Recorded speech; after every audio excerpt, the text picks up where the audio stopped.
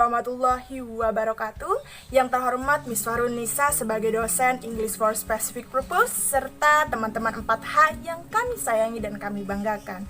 Kami dari kelompok 6 dan di sini kami akan menyampaikan mengenai materials evaluation atau evaluasi materi atau evaluasi bahan yang akan disampaikan oleh saya Andika Pratidina dan rekan saya Aji Pangestu. Langsung saja menuju definisi. Apa itu evaluasi materi? Evaluasi materi itu adalah proses pencocokan, mengukur, menilai kesesuaian sesuatu dengan tujuan tertentu. Evaluasi bahan ini dapat memberikan hasil yang lebih baik. Mengapa? Karena dalam evaluasi ini kita akan mengetahui mana yang perlu kita lakukan dan mana yang perlu kita hindari.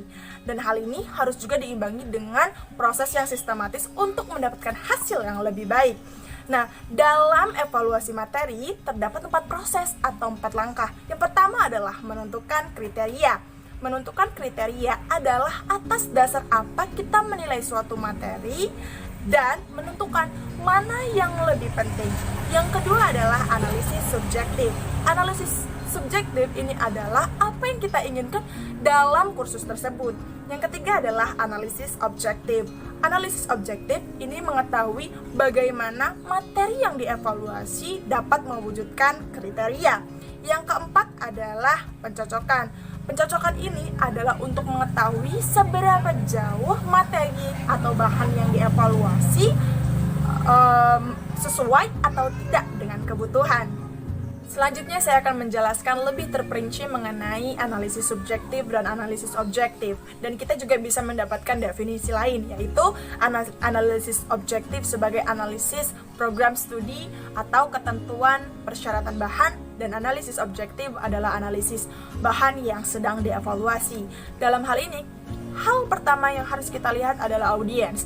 Dalam analisis subjektif, audiens adalah siapakah pembelajarnya, dan kita bisa melihat dari usia, sekolah, apakah sekolah menengah atau mahasiswa universitas atau pekerjaan dengan spesialis tertentu atau bahkan minat. Kemudian analisis objektifnya adalah untuk siapa materi tersebut dimaksudkan.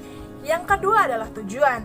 Dalam analisis subjektif, tujuannya adalah apa tujuan dari kursus tersebut, sedangkan analisis objektif, apa tujuan dari bahan tersebut. Yang ketiga adalah konten. Dalam konten ini memiliki banyak poin. Yang pertama adalah deskripsi bahasa apa yang dibutuhkan, apakah struktural atau fungsional, atau mengkombinasikan keduanya atau yang lain.